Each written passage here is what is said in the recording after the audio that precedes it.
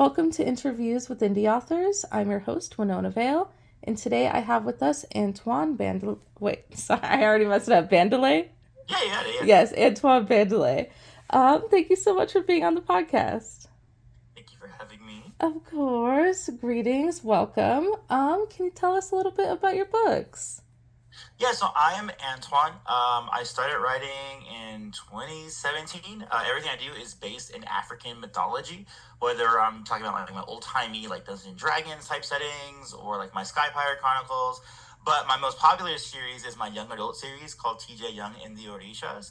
It's very similar to Percy Jackson. Instead of it being the Greek gods, it is the West African Orishas, which are not gods; they're deities. And there is the nuance of a difference in that they don't command things, they just are that thing. So they're more spirit based. So that Okay. like Oya, she's not like the commander of Wind, she is Wind. Thor, or not Thor, Shango, who is very similar to Thor.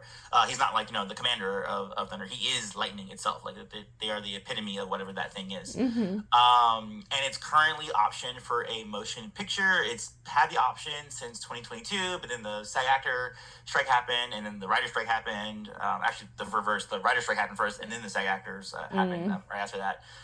So it's been on hold for like a while, but I am told by the producer who currently has the rights that the screenplay is supposed to be due like any day now. Like I don't know. At the time that we're recording this, I'm like expecting the screenplay Uh-huh. to be done. So that's currently happening right now, and I think that's happening because like you have Children of Blood and Bone and Black Panther and all that kind of stuff like happening. So That's so exciting. I totally forgot about that because I had seen that when I was like looking at all of your profiles and stuff, but I totally forgot about that. So that was exciting to hear a second time. So what was life like for you before you started writing? directly before I was doing content creation. I was working for a company called, well, my own channel, Antoine Bandele, which is mostly, at that time, I think I was doing Star Wars, Avatar The Last Airbender. Now it's just Avatar The Last Airbender, just because I Mm-hmm. wanted to simplify, because I Mm-hmm. just didn't have time to do all those things. Yeah. I was also at the same time working at another YouTube company called Just Kidding Films. And I was the editor over there, also a cameraman. And so I was doing that prior to writing, or while I was writing, I was doing those two things, as well as being a summer camp director, which we were talking about briefly before Mm-hmm. starting this. At that time, I was also doing summer camp, which actually played into the first book of T.J. Young in the Orishas, because he does go to a summer camp in Mm-hmm. that first book. Wow. So that I feel like you have a really unique benefit having your background in content creation, because unfortunately marketing your book, things like that, you pretty much like have to be on social media these days, I feel. Yeah, you have to. You definitely have to. And I'm not good at it. I'm not. I didn't go to college for multimedia, but not marketing or like business. And I think I should have done that. Mm-hmm. So I'm really good at like all the technical stuff. Like I format my own books. I do my own audiobooks. Not that I record them, but I actually like hire out and I do the engineering for all my audiobooks. So all that stuff is taken care of. Like I don't have to like worry about paying that because I just pay it with my own time. Mm-hmm. But yeah, no, marketing, that's like the bane of any like author's existence, and that's something I don't do well. I hire out for that. Like the one time that I did really well with the first TJ book is because I hired out a team to do the marketing for me. Oh, okay. So you had a good experience with that because I've heard mixed reviews. Yeah, no, it definitely can be mixed. I'm right now. It's hard for me to find a new team right now, or just the expense is just too high. So it's either like you what I had the opportunity with the first book is that I just found a team that was really good and within my price range. Now the Mm. issue is like, all right, I know what I'm looking for, but now it's like, okay, now I got to find like the price range at the same time. Yeah. So yeah, it's difficult, but it's very important. Yeah, I think it's like the bane of every indie author's existence is like marketing and money, like the two hmm M's. Yeah. Yeah, it's definitely difficult to get around. What was like the catalyst going from content creation to writing? Like, how did we get there? Well, I mean, what that does in particular is that it's a natural segue into indie publishing specifically. Yeah, for sure. People often ask me, like, have you ever tried, like, shopping or whatever? There was a time where, when I was about to put out book one, two editors had, like, read it and, like, yeah, you need to, like, shop this. And to me, I didn't hear that and go, oh, yeah, I'm totally gonna, like, I'm gonna send this to, like, Macmillan or whoever. Uh I'm like, no, huh. no, no. That just means I have something on my hands. I'm gonna do it myself Which, I mean, again, talking again about the movie option, if I had done that via a big publisher, I would see the peanuts of that deal. Because I did it Mm. directly with that producer, I saw the full payment of that, and if studio greenlights that, I see the full payment of that. But that does mean you have to do some sacrificing on the front end, because you have to front load a lot of the investment. So what I did is I made sure that I wrote something, to market. A lot of times, the artists of authors are like, no, my vision and stuff like that. It's like, that's good. You can have that, but just know that you may not get your return on the back end. So you have to play both sides. You have to have your artist brain, but you have to be business minded as well, so that you can. I always say this to my team too, because I don't think I mentioned this on the podcast yet, but TJ Young is part of an author collective, so it's part of a shared universe where all the pantheons exist. So Shango, he actually hangs out with Thor, and there's like some Celtic mythology, there's some yokai in Japanese mythology. It's all like intermixing with like the Hindi gods and everybody. Um, and in that, we have these group meetings, and I always say to people, like, yeah, really, my goal is just to have enough money to be able to make the next book, kind of a thing. But for you to do that, you have to like pay attention to what's going on in the market and what's selling, and how to make a book that is, compelling to an audience, and making decisions that are sometimes business oriented and not artistic oriented. So that's very important. Is keeping that in mind, keeping that balance. Yeah, I think that's where I'm currently at, is figuring out that balance of like creativity and business. Because once you get on the business side, then I feel like my creative brain just goes whoop. Yeah. And in order to boost the business side, it's like, how do we? Yeah, every time I do something, I have to like switch. Like I literally have to switch to get on to the place where I got to be. Yeah, it's hard to get there, but we're getting there. What inspired you to write? So was T.J. Young your first book that you published? No, that was the third series that I wrote. My first one was Kishi, based in my SO1 series. And that one was more like adult, and I don't mean adult like it's erotica, but like adult Hmm. as in like it's just like it has adult characters and has more adult themes. Yeah. And that one was based on, and that was my first book, and I based that mostly because I had watched, I want to say it was season 6 of Game of Thrones, and that's when I had caught up with everybody. Like that's when I was like with everybody waiting for seasons to Hmm. come instead of just like binging the whole thing. Yeah, right. And I specifically was like, oh man, this is like really cool, because I ended up reading the first Song of Ice and Fire, Game of Thrones, but of course Hmm. Clash of Kings, second book, and then so on and so forth. And I read that whole thing, and I was like, oh cool, like is there something like this but like in Africa?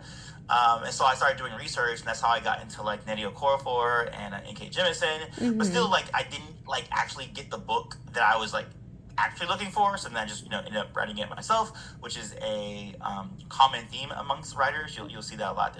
They wrote the book because they just wanted to read the book that they wanted, to read that didn't exist. And so my brother, he is a dungeon master. So if you're not familiar with dungeon masters, that is part of a game called Dungeons and Dragons. A dungeon master is someone who creates the world, and a set of players walk amongst that world, and then the dungeon master tells you what was possible and what they can do. And so he said, "Oh yeah, there was this one like little asterisk in one of my books called the Kishi, and it said it was from like some African mythology or some folklore." And I was like, "Okay, cool. Let me look that up." And then I looked that up, and I was like, "Whoa, this is like really fascinating stuff." They're like these were hyenas, where they have a very handsome face in the front, a male face, and they have a hyena behind their heads. They're basically charmers, and then they try to bring women in to like either eat them, or if they like them enough, they impregnate them with demon children. And I was like, wait a minute, this is like a lie. How does this not exist in any? I looked it up. I was like, okay, books with the Kishi. Nothing, like nothing about the Kishi at all. And I was like, how is that possible? Like, how can I have read this little blurb in a Dungeons and Dragons book and this not exist anywhere? So that Right. immediately wrote that book, with that folklore in mind. It's very funny when I put that out. One of the readers, she's actually from modern day Angola, from the Kimbudu people, where Hmm. this mythology comes from. And she said, "Oh my goodness! Like I almost had forgotten about the story, because my grandfather, who passed, used to read the story to me, or used to tell me the story about the Kishi, when I was younger." And I was like, "Oh, that's awesome! Like I'm glad that I could do that, because a lot of African mythology folklore is based in oral tradition, Hmm. so a lot of this just gets lost to time sometimes. So I was really happy about doing that. That was my adult series, and I went to do my Sky Pirate series, which was in the same universe, but it was more about like action adventure kind of a thing. Then I did TJ because I wanted to do something more contemporary because I felt like I was being restricted by the old timey, Mm-hmm. verbiage and like having to be like, oh, I can't mission Steph Curry or LeBron James, which I could do in like the first chapter of the TJ books. Yeah. And I was just way more comfortable like writing that and getting into his voice and writing from like a modern teen perspective. And yeah, and that one has like been the biggest success so far in like my indie publishing career. Yeah, I read it back to what we were talking about before we officially started. I read your book no like October, November 2024. So I've been wanting to interview you since then. Unfortunately, I didn't have time to reread it because life. I Oh yeah, have absolutely. Well, the audiobooks, I'm telling you, Nakia Renee Martin kills it on the I audiobooks. have it. Oh, you have it. I literally have It's it. literally the best way. I always tell people like the best way to experience CJ is literally the audiobooks. That's like where I put like the most effort into is that Yes. audiobook. Yeah, so I listened to the audiobook first, way back then, and then Mm-hmm. I had my mom buy it for me for Christmas because Oh, yeah, because I at that point I hadn't officially started the podcast yet. I had like my Discord community, but I didn't really have much other than that. people don't realize this. Authors are paid by libraries. They're actually paid 3 to 4 times more of the retail rate. All my books are on Libby, the Libby app, or Overdrive if you have Overdrive, Yes. and they're all available there, for free. I mean, for free for the end user, but the public library, the government, pays us, Yes, on the back which end. is such a great deal. So that's how I read it Yeah, the first time was through Libby, and then I had my mom buy the book, and then because I it's just special having the physical book. Also, you yeah, no, can for sure. I'm y- like that too. Like if I like something a lot, then I will get the physical book. I'll get the illustrated version. I'll get the one with the mhm, what's that thing that's popular right now? The the sprayed where you can edges. spray. Yeah, I think you can spray Yeah. edges. Yeah, like stuff like that. Yeah, if I really, yeah, I'll buy every iteration of something. Yes. Off topic before I forget. First of all, your art amazing. Like the cover Oh art. yeah, shout outs to Author Bowling. He is the artist for all the TJ stuff, the interior art and also the exterior stuff. Okay, I was wondering about that because the interior art also great. But I'm actually not a hardcover girl. I'm more of a paperback girl because it takes up less space on the shelf. Mm-hmm. But my mom ordered me a hardcover, Mm-hmm. and it is so gorgeous. Like, Yeah, and it's not just a dust jacket; it's also a laminate case. So you take it off. yes, I'm sure is you already that know what now. it's Yeah, called? A laminate case? yeah, laminate case, but it's like Okay. got the dust jacket and like it's like glued on. I think is what it is, something like that. Yes, because that was going to be one of my questions was what the heck is that called? Because I want more of them. Yeah, yeah, it's become more popular, especially now that Amazon has now given hardbacks as an option. You can do the laminate case, but I do the laminate case and dust jacket via Ingram Spark. Oh, okay. Okay, good to know. But yeah, so I have the audio, but I was gonna listen to it during my prep periods, but for some reason they gave me a student aid during my prep, Mm. which they weren't supposed to do, and they haven't um switched her classes yet. So I had to, talk to her and, whatever. So I just didn't have time throughout the week, and I was because I wanted to be able to like focus on it and not just like listen just to listen. Yeah, But yeah, yeah, of I'm course. very excited because that's how I'm going to spend my weekend and relaxing is listen to the audiobook before it expires.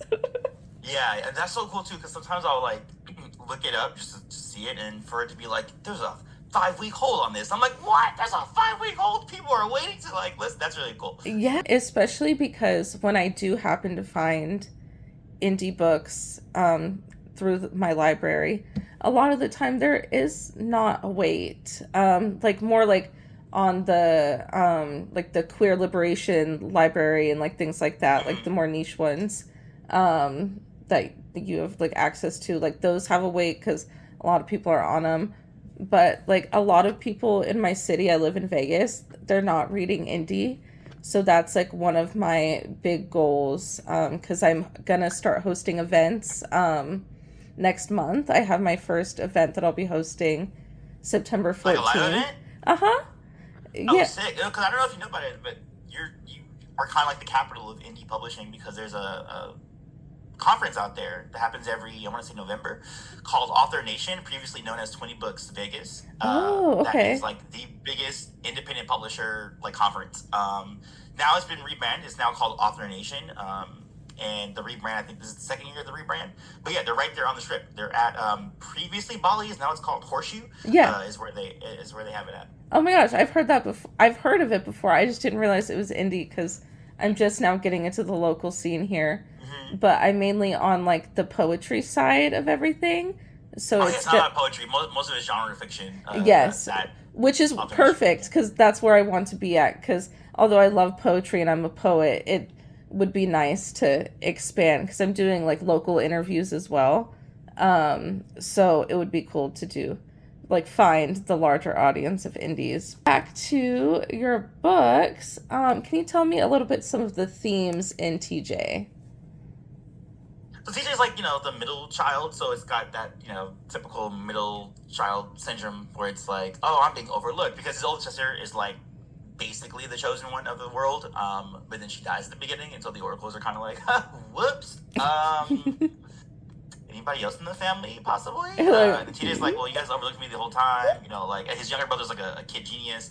And he's like, I don't have magic. So they're like, all right, well, let's send you to like, this like remedial like magic camp and see what you can do, kind of a thing. And mhm. the interesting thing about TJ is that what's revealed about him, his specific magical trait, his special ability, um, isn't something that is taught in their curriculum. So it's kind of what I've likened it is that TJ is sort of like neurodivergent, but he's neurodivergent in a magical sense.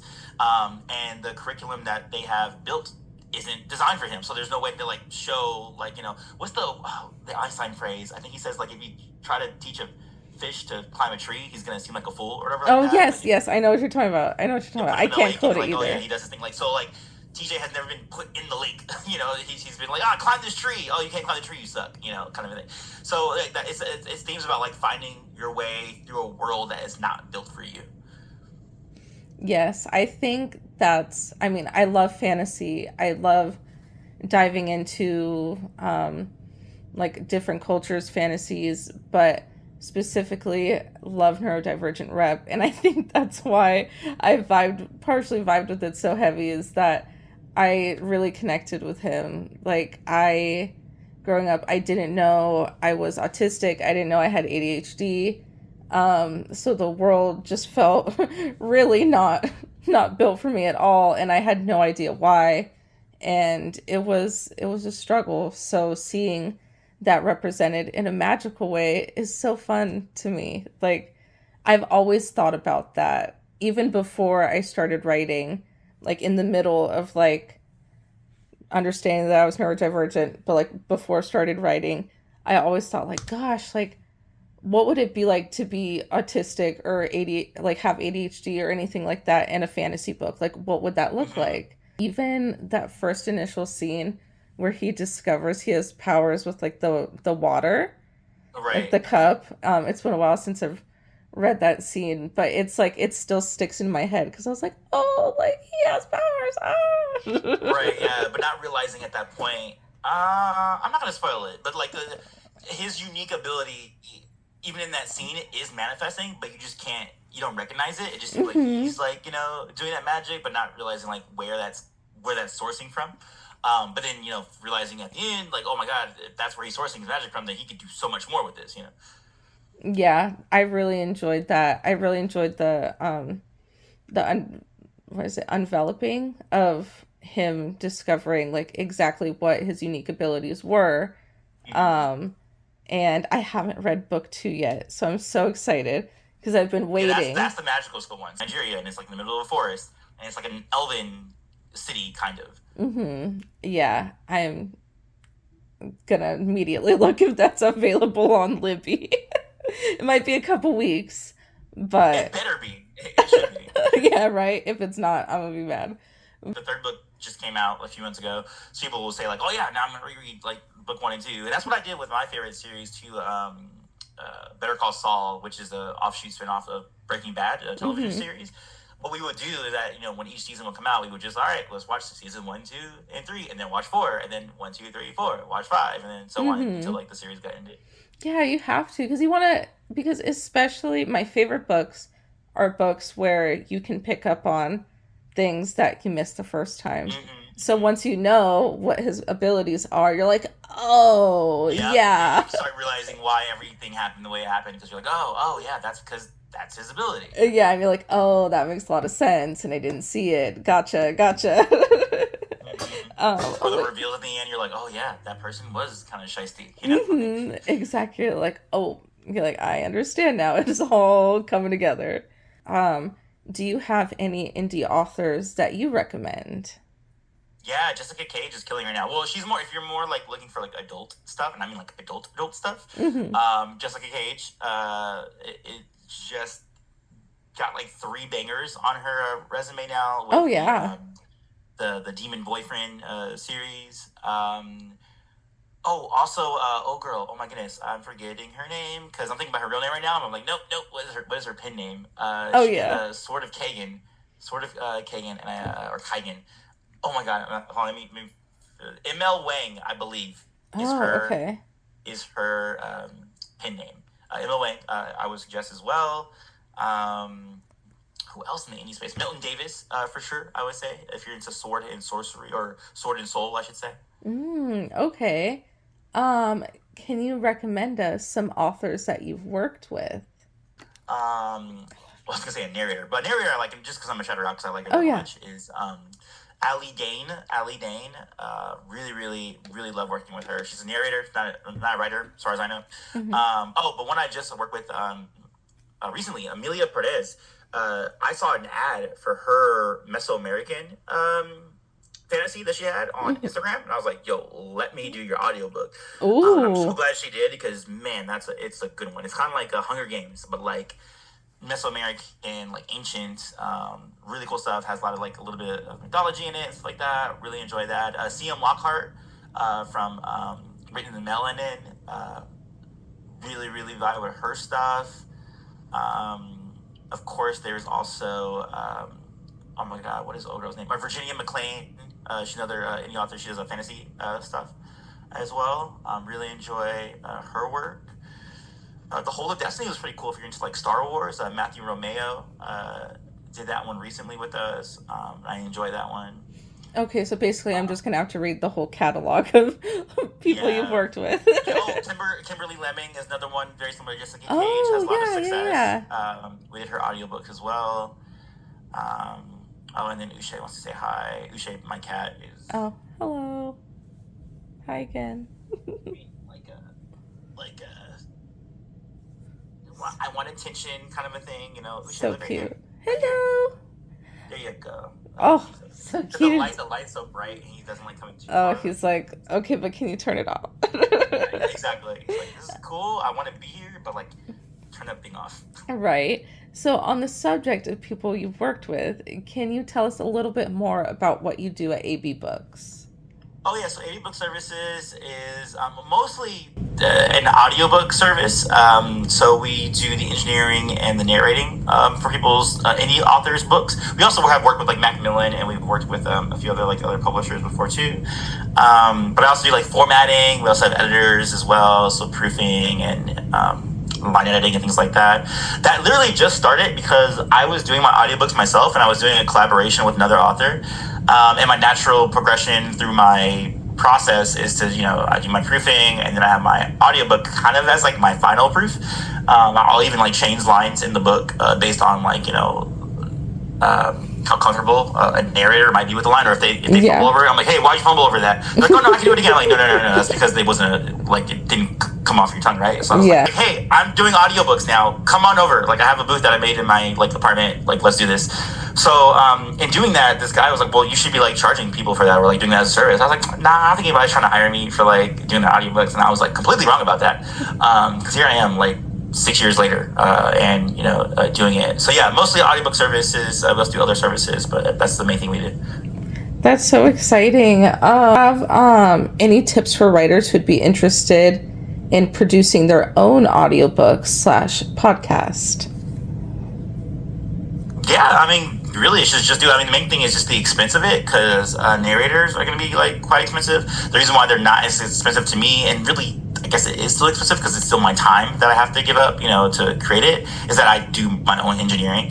But yeah, it's really just an expense thing, honestly, because there's no reason why you can't do it. It's just the fear of losing your return or not making a return on your investment, kind of situation. So again, like, if all your prior steps are good, like if you look at the market and you know what's selling and stuff like that, then you should be able to make your money back. But if you are doing more of like an artsy thing that you're like, it's really just for me, then you can't really expect to make that money back, and you really should not be investing money into it. But yeah, if you're writing to market and you know you've got something that is working with readers, like you've done beta readers and you have like pretty stellar reviews, then yes, the next step is to do audiobooks, because audiobooks are way more profitable. The profit margins on audiobooks are much higher than they are for like an ebook or even a print book. What other services do you offer?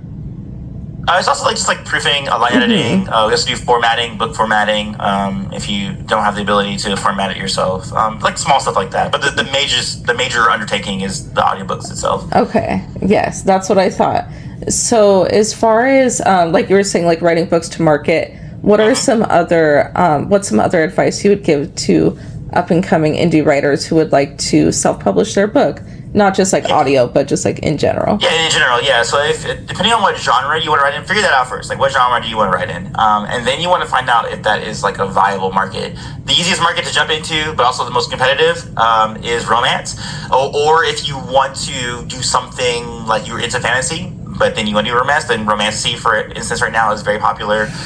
Lit RPG is very popular, particularly with the male audience, and on top of that, the audiobook audience. If you look at any lit RPG right now, any popular one, anyone that's like worth its salt, you'll see that it has more reviews on the Audible version of that book than it does on the Amazon ebook version of it. And the reason for that is because it's a very much a immersive kind of genre. So that's a big one I always tell people to do. Like if you're into fantasy, if you can gamify it in any kind of way, lit RPG is where you want to be. Romantasy, very popular right now as well.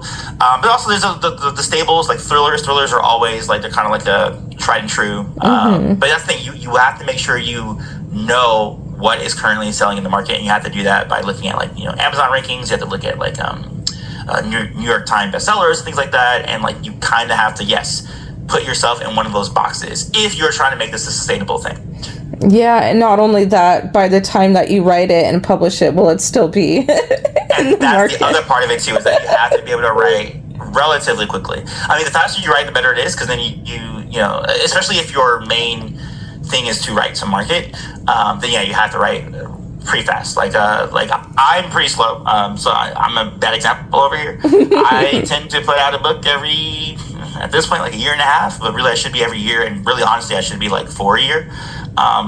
People who are doing this as a career are putting out books like one every 3 months or one every 2 months, something like that. But it is what it is. It depends on like what your goal is and what you're trying to do with it. So yeah, I am so impressed. Every time I ask like people in my server what they've been up to, like how's their writing going, whenever they tell me like, oh my gosh, I wrote like a couple thousand words today, I'm like, I can barely write 3 words when I'm stressed out. You gotta write like thousands of words a day to like keep up with that grind. Yeah. Another reation why it takes me so long too is because I do the audiobook myself as well. I mean, I do sit on books sometimes. Like right now, I am sitting on a book that I finished that is a more adult subject matter, but it's in the same world as TJ. It takes place in New York. It's like Men in Black meets like a fantasy realm. So instead of it, you're protecting the world and hiding aliens, you're hiding the magic world, and we're seeing the magic police and what they're doing to like hide all that, or the organization that's hiding all of that. And that's finished. Like the editor gave me the notes back. It's just a matter of like going back and like completing it. But that happens a lot. Is that I'll like sit on the books. And it's more important to do that sometimes because it's better to have. Like for instance, the big push for my TJ series that I had book 1 and 2 ready at the same time. So when book 1 came out, I had the pre-order ready for book 2, and then book 3 took like it's 2 years to come out, and that broke that momentum. So I'm really trying to sit on as many books as possible before I like put them out.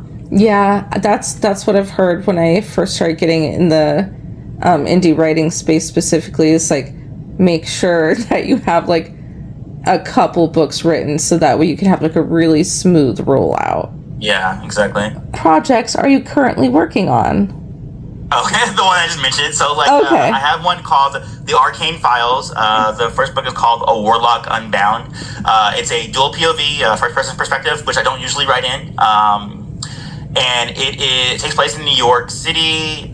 It's about an agent and a journalist. So one who is a non-magical journalist who's trying to who's a conspiracy theorist who thinks magic exists in the world, and this woman who's like by the book and very strict with the magical world and keeping things hidden and stuff like that, and how they kind of collide and their adventure dealing with Sun Wukong, who is another mythological figure in Chinese mythology, and it's about their their little adventure in New York, and also it's a little bit of a romance. It's like a slow burn romance going on in that one. So that one's done. Like that one, I finished a few months ago while I was in summer camp, or right before summer camp, and then my editor got done reviewing it while I was at summer camp. And I still have I'm actually have to schedule a meeting with him in like 2 days. So I have that going on. I'm also sitting on the Sky Pirate Chronicles book 3, which I have another meeting with another editor on in 2 days. And I'm currently writing TJ Young 4, The Lover's Curse, which is about 14,000 words deep right now. I need to hurry up and kind of like do that one because there's a big twist that happens at the end of book 3, and I kind of want to finish off these first like 20,000 words so I can like give it to my beta readers to be like, hey, so this twist that happens, it affects the way the storytelling works for book 4, and I want to see if it's too jarring for you guys or not, to see if I need to like restructure it entirely or if I am going in the right direction. So oh my gosh, well, I'm working on 3 right now. Well, I sure hope you're going in the right direction because that sounds really interesting. I'm like, I know you haven't gotten to the book 3 yet because you haven't been like, oh my god, because like everybody who's gotten to the end of book 3 have been like, what, Sky? You know, oh like no, it's a big like shift. Oh gosh, Never really mentioned it that it's not a trilogy. It's a series that goes beyond 3 books. The people who read the 3rd book were like, "Oh yeah, it's the final book," and then they get to the ending and they're like, "Oh my god, it's not the final book." You're like, "Oh my god, like definitely not." Yeah, in a very big way, it's not the final book, and it's something that I've been sitting on since book 1. Like it's something that I've been like wanting to reveal like for a while. So oh my gosh, I'm definitely gonna have to read this now. I'm so excited. Thank you so much for being here. I've had a great time talking to you. Oh, sorry, I just kicked something. Awesome, thank you. Well, so this episode will be out like the last week of August. Okay, cool. Yeah. Cool. All right, cool. Well, thank you so much. I'll talk to you. Hopefully by that time I will be reading the screenplay. This TJ Young adaptation, which currently right now, so they want to do it as a live action movie. I personally want it to be animation, but right now they want to do it as live action. So we'll see. By that time, hopefully I'm reading the screenplay. We'll see. And then you'll be posting about that on social media, yes?